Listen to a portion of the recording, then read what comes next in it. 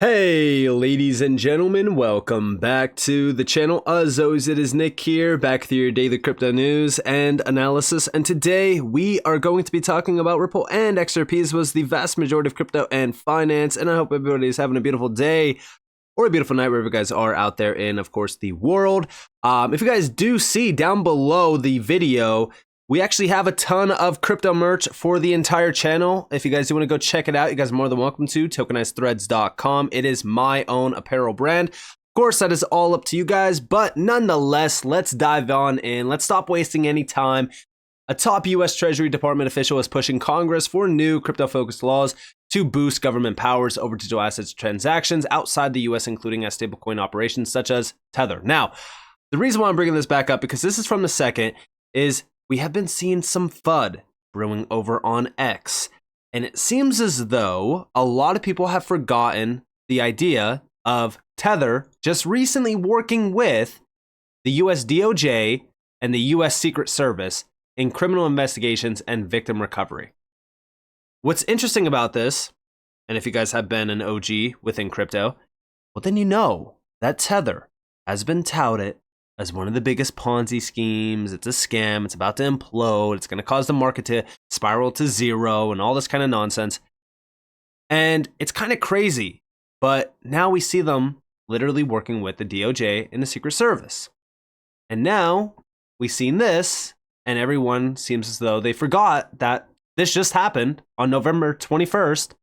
And they're saying that Tether's going to get targeted and it's going to implode and their Ponzi is going to be exposed. Let me know what you guys think down in the comments below. I'd love to hear your thoughts on this one. If you guys do think that Tether is a scam, then I would love to hear your thoughts.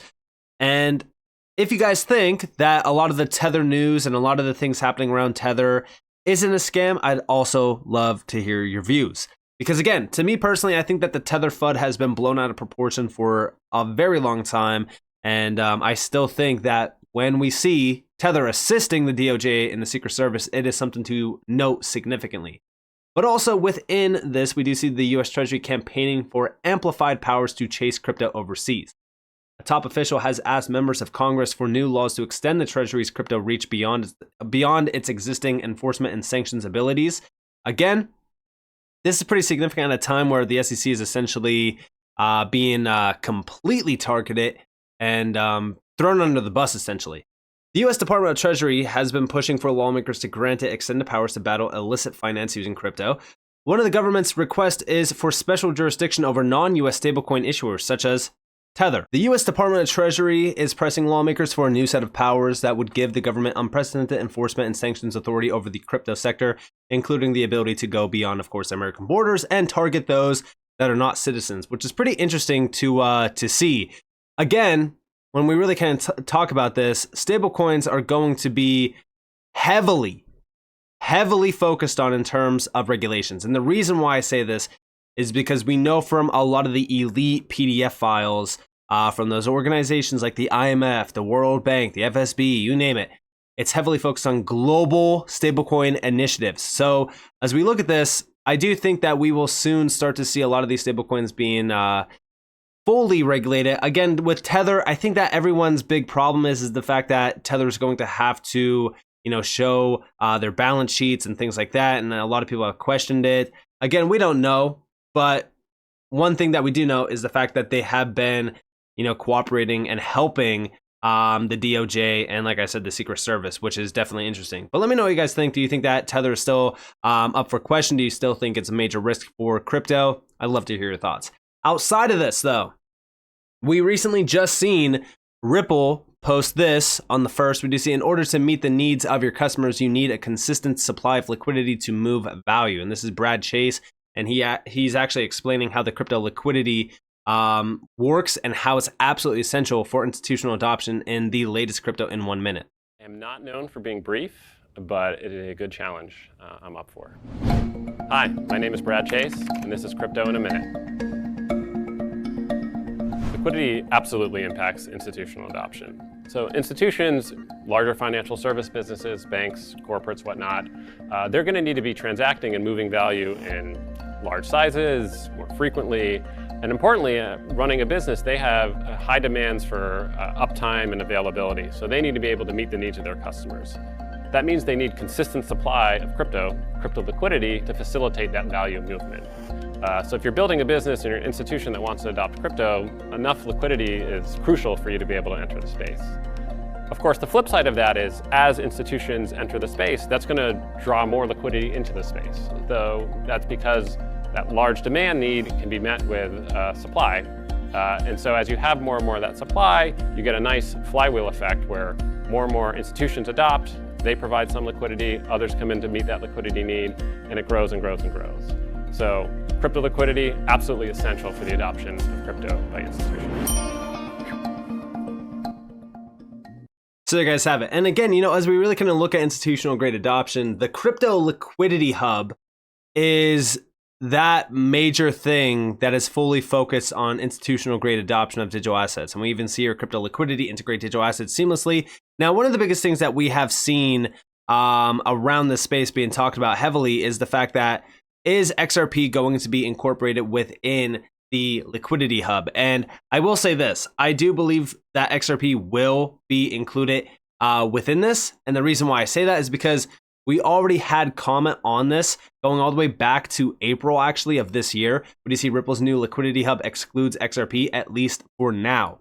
And within this, we could actually see down here a direct quote regarding XRP. And we do see XRP will be evaluated along with other tokens for support within the product, the blog states.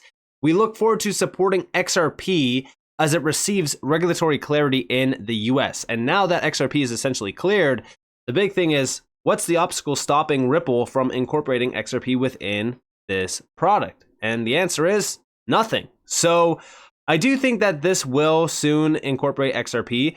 And, I still think that this is incredible for all major currencies within the space that are, of course, being incorporated within the liquidity hub. And that does go for, Bitcoin, Ethereum, Litecoin, Bitcoin Cash, which again, I'm very excited about because Bitcoin Cash is an OG. You guys know, I'm actually a big supporter of Bitcoin Cash. I think that's a great project in terms of what they are focused on. But also outside of that, I still think that's very good for the overall ecosystem. I mean, liquidity offering from crypto is only going to create a lot more value and also a lot more volume within the space. And the adoption from the institutional side of things is only going to continue to become a big deal. And just like Brad Chase is saying, once we start to see one institution tapped in, it's just going to be a wave. So very exciting stuff. Also, outside of this, we've seen this clip get posted by XRP Daily, XRP XLM verse over on X. And we do see why attack the system and fiat when you could just improve it. Now, this is a solid clip. This is an older clip from what I remember. I think it's a few years back. But I'm going to go over a few things after I play this. I think 100% of the examples you heard us all talk about were infrastructure. I describe myself as we're a plumber to the global financial infrastructure. And that's not about going to Starbucks and using XRP to buy a coffee. Yeah. You could do that, hypothetically, and Starbucks could choose to accept that. But I don't think that's where we are. Vitalik, one of the founders of the Ethereum ecosystem, he was on a panel at a Ripple event, and the question he was asked was, who's the competition? And he pulled out a $20 Canadian bill and said, this is the competition. Mm-hmm. I couldn't disagree more. If we go out and say we're going to attack the system or attacking fiat, at the same event, we had Ben Bernanke come and speak, and he's like, look, central governments will control M1 money supply. This is fundamental to being a sovereign nation. And so this idea that I agree with Katie, I don't call it cryptocurrency. I refer to them as digital assets. Cryptocurrency suggests I'm going to go to Amazon and buy things with this. I think. And, again, this is what sets everyone apart from what Ripple is doing. They're trying to improve this system. They're the infrastructure layer. I've always said that. Now, why is that terminology very important? Well, let's go over here to the BIS. So I want to go back in time. This is June 20th, and then we have this one from October 18th of this year. So we do see BIS builds out game-changing blueprint for the future monetary and financial system. Now, I don't need to tell you guys that the BIS recently just incorporated Ripple into the CPMI group. I've said it 100 times on this channel. But one thing that I do want to note down here is this. new financial infrastructure would be a game changer, making possible new types of economic arrangement that could revolutionize the monetary and financial system. Eventual benefits would go beyond faster speeds and lower costs to enable entirely new types of transaction limited only by the inequity of public and private innovators. Again, when we look at this, this means that the public and the private sector are going to work together. This is why I say Ripple being on that CPMI group is crucial. A novel type of financial infrastructure could radically enhance the global financial system, argues a new report by the BIS. It would combine tokenized money and assets on a programmable platform, expanding the universe of economic arrangements to enhance the capabilities of monetary and financial infrastructure. And again, this is why we constantly bring up the idea of what's happening. We are starting to see the big moves being made. And for an example, here are some of the highlighted innovations. New methods for security settlements that combine all the individual steps into one seamless transaction. We know that this is actually happening with the DTCC tapping into tokenization, things like that. Also, HSBC is looking into tokenized securities with Medico. Tokenized deposits with built-in regulatory checks that simultaneously settle in wholesale CBDC. Smart contract-enabled credit that reduces the cost of trade finance for smaller companies, improving global supply chains. Do I even need to say XDC? Enhanced sharing of data on potential borrowers using privacy-protecting technology to expand access to credit for disadvantaged segments of the population. Now, beyond this, we got this report, The Changing Financial System, October 18th of this year. Now, they're talking about emerging technologies and the new possibilities, but if we scroll down to this part here, right, evolution of the financial sector. For a long time, the financial system was based on two well-known parts, the public and the private sector. The public sector is, of course, first and foremost in charge of providing money for the economy. It is also responsible for regulating and supervising financial sector actors, and it has been often engaged in operating critical financial infrastructure, sometimes owning it. As we know, central banks originated from settlement organizations. The private sector, in the form of banks, issuers, asset managers, etc., had the broad task of allocating credit to the economy and handling all interactions with customers. Now things have become a bit more complicated, especially in the private sector. Users increasingly expect financial services to be available 24/7, like other digital services. Also, households and small businesses are making more cross-border transactions, whether for tourism or e-commerce. While they lack the scale of multinationals, governments, and banks, they rightfully expect faster and cheaper services too. And this is where we actually see how big tech and fintech companies are challenging the established companies, and the crypto and DeFi cluster aims to scale their services too. We usually think it is a positive thing when competition and innovation shake up economic sectors. That might have grown complacent, but now we are talking about vital public goods essential for the proper functioning of every society. Now, with this, right, as we see this change and as we see this shakeup happening, right, I do believe that we are going to start to see major improvements happening, because what we are going to see is the BIS tapping in to the private sector, allowing, of course, collaboration between the public and private sector. And this is where drastic improvements happen. And I do think that they kind of gave us an insight onto this. So we do see what may come next. Next, I want to take you into the future. Today, even though we have electronic record keeping, transactions across assets, banks, and jurisdictions are in too many cases still complicated, risky, cumbersome, and expensive. And they are actually looking at the paradigm shift happening. It's needed. It's crucial. At the BIS, we believe that under the right conditions, the next big paradigm shift will be in tokenization. They are literally telling you that tokenization is the next big shift. And they even go in depth on the potential behind tokenization. And they even address the unified ledger as well. Yet again, we've talked about this. But the overall conclusion here is the fact that we are going to see major changes over the course of the next couple of years, specifically tapping into tokenization, DLT, blockchain-based technology, all this kind of stuff. It's very exciting stuff. Tokenization on the XRP ledger, it thrives. This is also something that Ripple has been looking into and tapped into for a while. But what's even crazier about all of these major discussions is also what we've seen from Amazon Web Services actually posted this, and this goes back to October 19th. The convergence of AI and digital assets, a new dawn for financial infrastructure. Again, even within this, they talk about how the core system is being disrupted and shaken up by this technology. And again, it's all because of the convergence of AI and digital assets and DLT, blockchain, APIs, things like that. And the three major players that really wrote this, so we have Forrest Collier, or Collier, I hope that I'm saying that name right, I'm probably not, John Liu, Michael Greenwald. These three players are very significant. For an example, here we have from Forrest, this is his background, Amazon Web Services. So again, this is his backing, but we have Deloitte, 4 years, 3 months. He served as a blockchain solution architect and developer. Keynote this, remember that.